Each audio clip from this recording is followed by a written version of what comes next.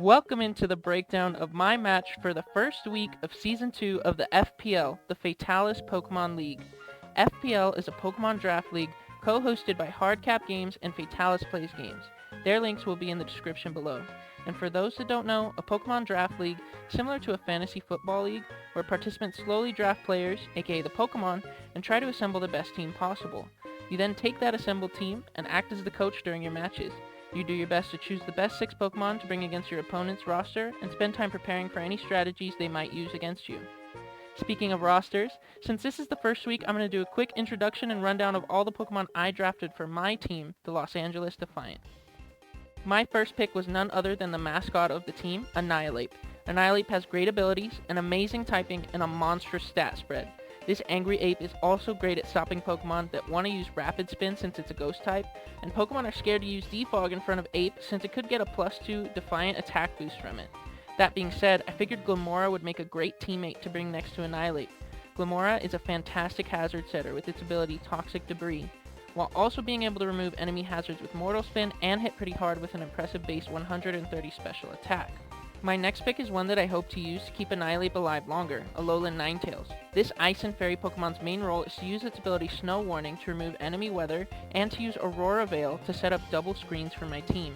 This could allow Annihilape or other similar Pokemon to set up with moves like Bulk Up more reliably. Additionally, Annihilape and another Ghost type we'll be going over shortly serve as great teammates for Alolan Ninetales since their Ghost type makes them immune to a Brick Break, which opponents might try to use to break Aurora Veil early.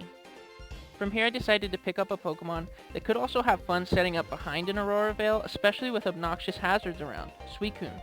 What do I really need to say about this Pokemon? It's the bulky water. Get ready for Calm Mind or Rest with Sleep Talk strategies. We also need a Fire type and a Psychic Resist or Immunity since we have 2 Pokemon weak to Psychic so far. And who better to fill that role than Incineroar, the VGC menace. We all know Incineroar is great, it takes hits well and hits hard back. Just such a reliable Pokemon. He also has a few tricks up his sleeve that could come in handy depending on the matchup. Only a few more Pokemon to go, and for our designated Grass type, we have yet another Alolan starter, Decidueye. Decidueye will be great for resisting water and ground attacks, as well as being immune to Brick Break like I hinted at earlier. I've also elected to make Decidueye one of my 2 Terra captains. In this league, if you spend your points wisely, you can have up to 3 designated Pokemon that are allowed to terrestrialize between 3 designated types. And before you ask me, only lower tier Pokemon are allowed to Terra, so don't ask me why I'm not using it on Annihilape or someone else broken. Anyways, Decidueye's 3 designated Terra types are going to be Ghost, Water, and Fairy. The second Terra captain of the team is going to be Gligar. I need Gligar for its electric immunity, ground immunity, and overall utility. This Pokemon did not cost a lot of points, and with an Eviolite is incredibly useful. For the Terra types, they're going to be Flying, Water, and Ice.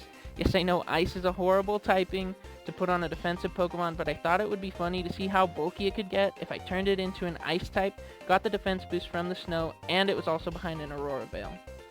Magneton is up next, and I don't have much to say about this Pokemon other than I grabbed it for its useful typing. Steel is a great typing with useful resistances, and we could do fun stuff like Eviolite or Choice Scarf, and it also has Magnet Pull if I want to trap a Steel type like Corviknight or Skarmory. Looking over the team so far, you'll realize that I don't have anything that's just a straight up fast threat, offense from the get-go. I'm going to be slower than pretty much everything if I leave my team like this, and I'm feeling really threatened by some of the teams I'm seeing assembled so far. I need something that's fast and hits hard, maybe something that does well in the snow. I need Iron Bundle. Our final and most expensive member of the team. This robot penguin is absurdly fast, has freeze drive for water types, gets a defense boost in the snow to its already large defense stat, and can do fun stuff like fire off blizzards with 100% accuracy if that weather does stay up. These are the Los Angeles Defiant. You won't get such an extensive breakdown next time unless I decide to make a trade of some kind. And now that you've met the Defiant, let's take a look at our opponent for the week, the Montana Mamoswines. The Mamoswines have an impressive sand team, although it doesn't need sand to be amazing. The Mamoswines consist of Excadrill, Latias, Iron Moth, Swampert, Tyranitar, Reuniclus, Enamorus, Therian Form, Iron Hands, and Trapinch.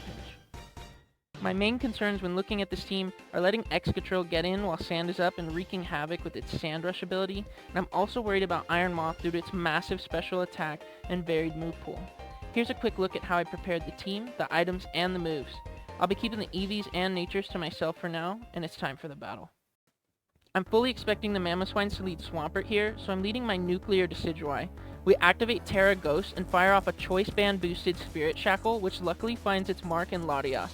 This Spirit Shackle could actually one-shot most of his team, the only exceptions being Excadrill, who takes about 85 to 90%, and Tyranitar, who only takes about 25 to 30%.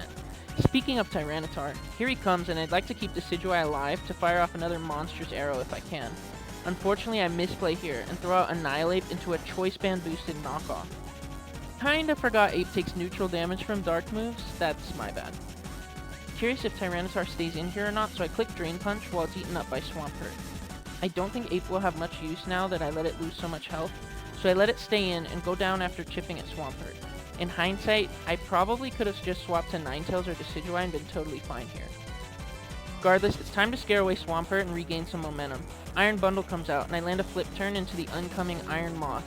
Incineroar comes out, and Moth probably doesn't want to stay in, so I get a free bulk up as Swampert comes back out.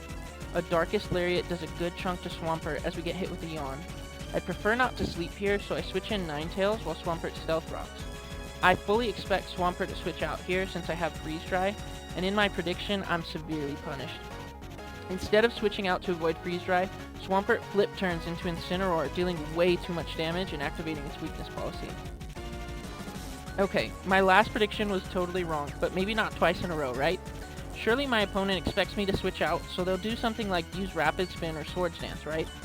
I'm 0-2 on my predictions now, and it's time for Bundle to do what it does best.